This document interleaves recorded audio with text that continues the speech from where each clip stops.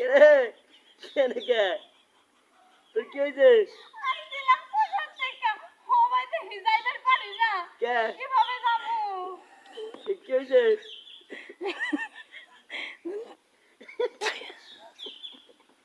কেনা হয়েছে কি হ্যাঁ